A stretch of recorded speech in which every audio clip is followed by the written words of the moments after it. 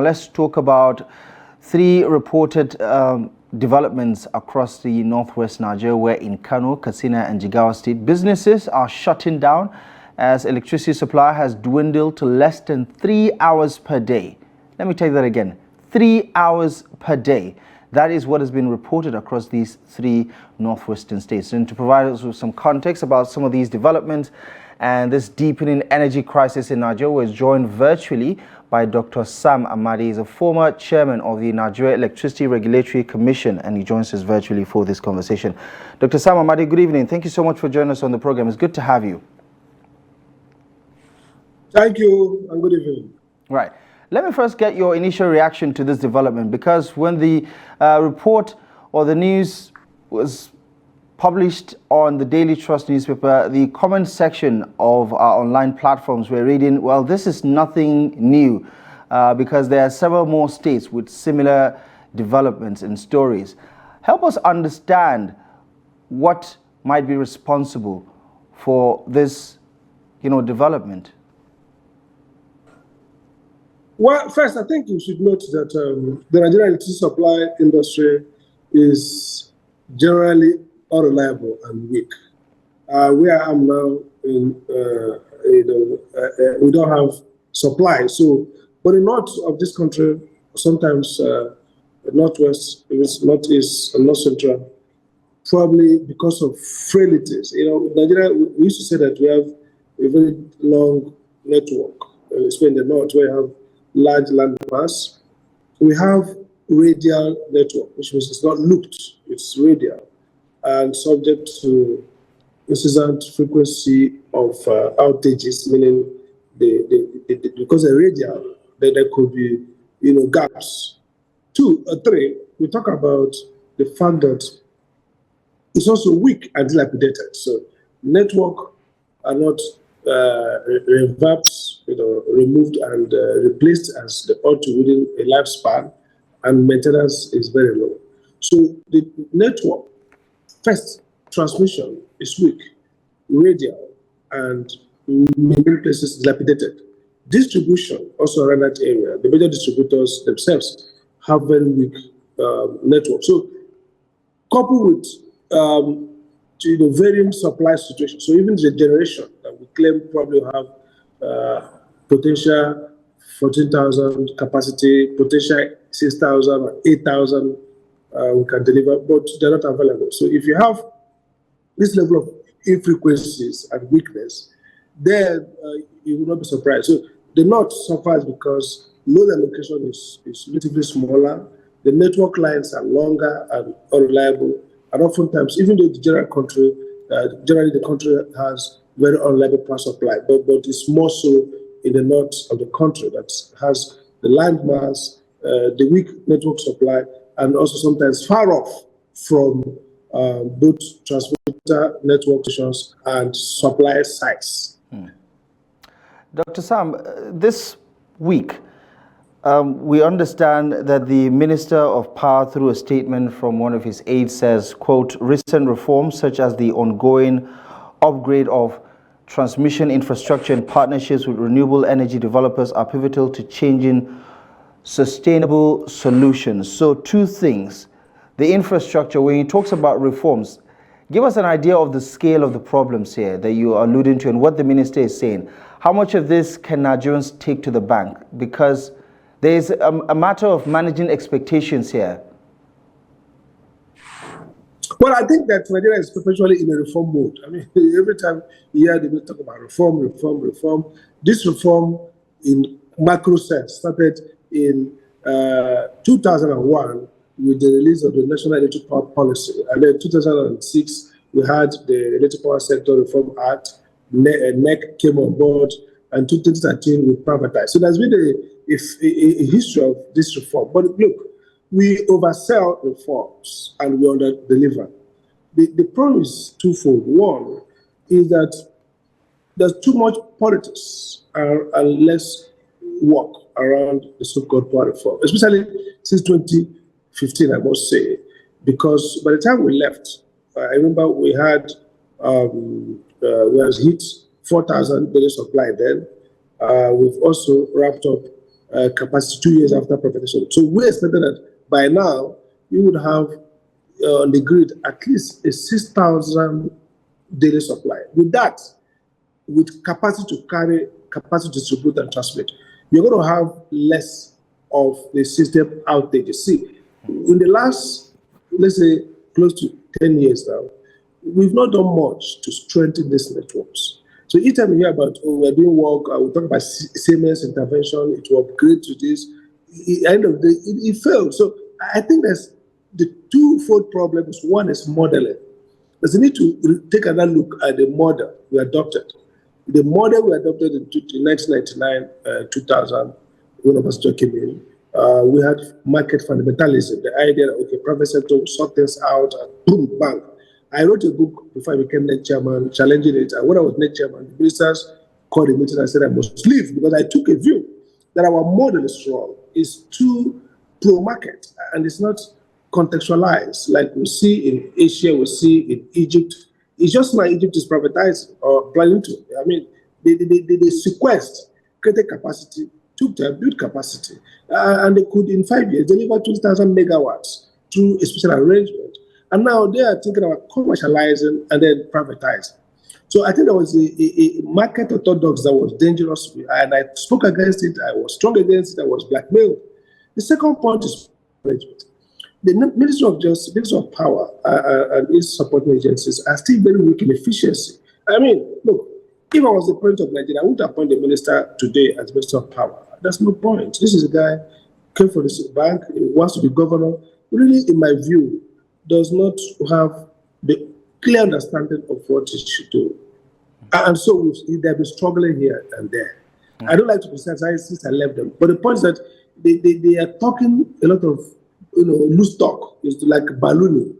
Right. There is, you need to have a handle on the basics and get them in, build on them incrementally. And so when you say you are doing reform, the evidence does not show incremental improvements.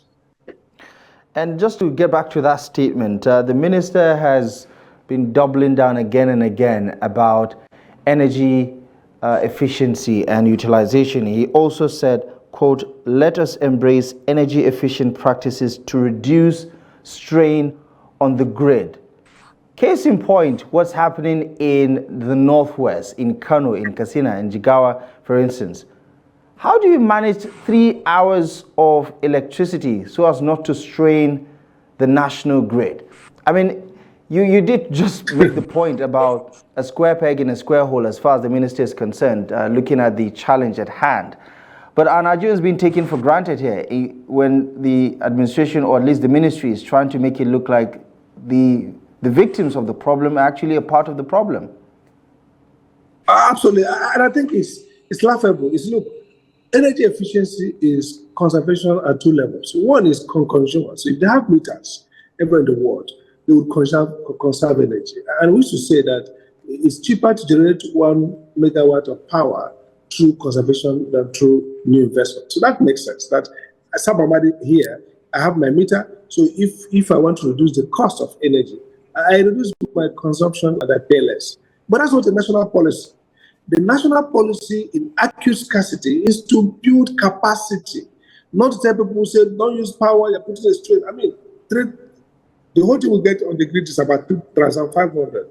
And if you look at tomorrow vacation, most of it maybe goes to Lagos, Eko, then Abuja, the top pickers, those who pick bigger loads.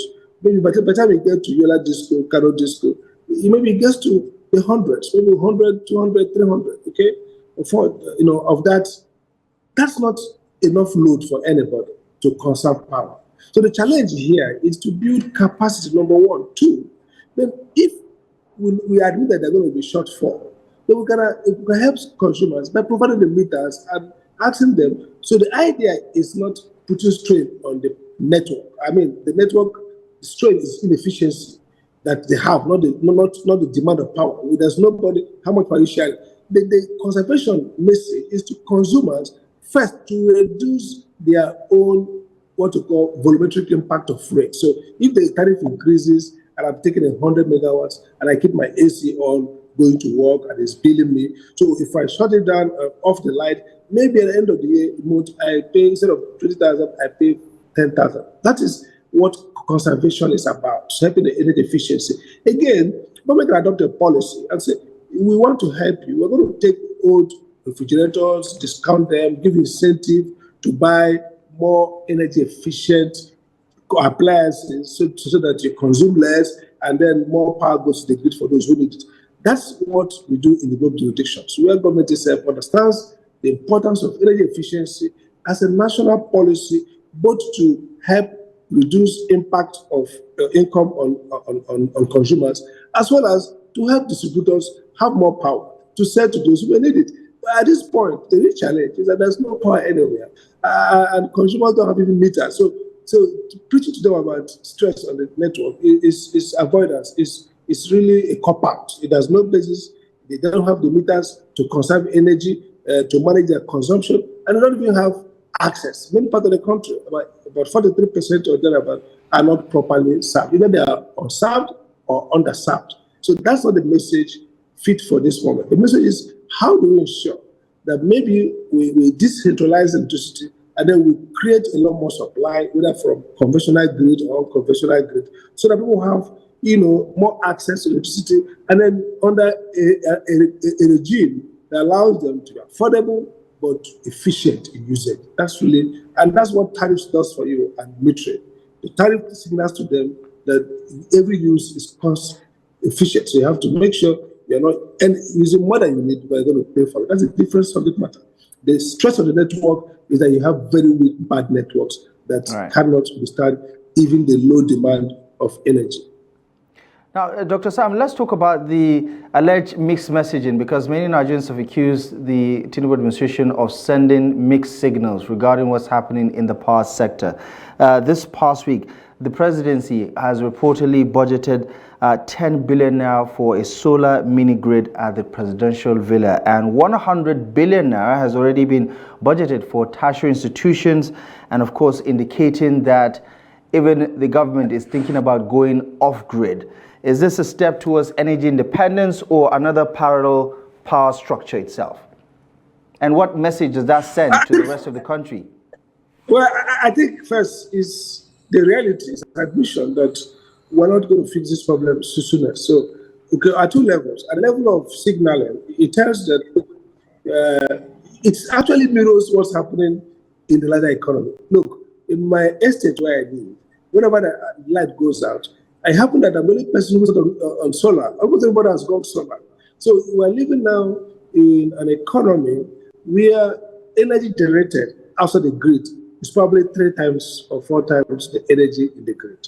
So if Nigerian companies are not off-grid, Dangotes of this world are completely off-grid. So and it's not sustainable for industrial development because it's still unaffordable, expensive power. And what that means is that even if we go off-grid, even if it's possible to have Nigerian companies put on solar, Nigerian schools, the cost of the off-grid solution is going to make our services, our goods, cost inefficient and therefore economically uncompetitive. So I think that we shouldn't become an off-grid country. We just have to be bullish, be disciplined, think big, and have the grid. And then, you see, in the US and elsewhere, some people say, oh, White House has solar. These countries do it for 2 reasons. One, they do it as a backup. So you can have a solar or other alternative provision, say, in case of outages that are not scripted, hurricane, enemy attack. So you fall back, like hospitals, you fall back on that. That's the point. Number 2 is that these are countries that are also upgraded into green economy. So they are kind of thinking around maybe the using certain conventional energy. And so they are upgrading and turning solar. On our own, it's basically all reliability. The villa keeps coming under darkness. So it's admission that we are falling far down. I have no problem if they say, look, we need to have power and we can't trust NEPA or the PSN or whatever we call it now. But so we need to provide it. It was okay, fine, but tell the country the truth. Say, look, this is terrible. We foresee the next 20 years that we will not be able to have affordable, adequate electricity. And in the meantime, we would like to provide this stopgap measure for ministries, for key institutions, as a way of sustaining productivity, while we struggle to fix electricity, the national grid. If we are not truthful, and the people see that actually we are building towards, maybe after 2-3 years, you roll off those solar installations and put yourself back to the grid. The country will be with you. So the messaging is one of honesty, candor, and to level up. I'm not keep telling us, oh, by next year in 2027, we're going to give 8,000 uninterrupted power supply. If you're going to have 8,000 in the grid, then you have 4,435 or 3,4 now. That means you should be investing in solar because you're going to have enough power for the villa as a priority. So I think that the messaging is fraudulent, it's false, but the action tells us exactly what we are in the power sector reform. Right, Dr. Sam, just before you go, in less than a minute, if you can, would you say that the privatization of the power sector has been a success or is heading towards a success story, or do we need to entirely rethink the framework? In less than a minute, if you can. I think it failed, or about failing, largely 80% failure, 20 maybe some success. We need to rethink it, and I said it at the beginning, we need to approach it like the East Asia. It's not about the market, it's not about public ownership or private ownership. It's about quality regulation into commercialization and thinking always about the product. We just have to get power. And there is nothing that says the private sector is the only one who can do it. You just have to have a disciplined private-public partnership. You have to have rules, you have to have good regulation and good policymakers and good implementation framework, good procurement policy, not corruption, not public sector outsourcing to themselves, projects in the name of private sector participation. If we get that fixed, probably we'll get out of this crisis. Dr. Sam Amadi, thank you so much for the expertise analysis. We do appreciate you for joining us on Daily Politics tonight. Thank you for your time. Thank you so much.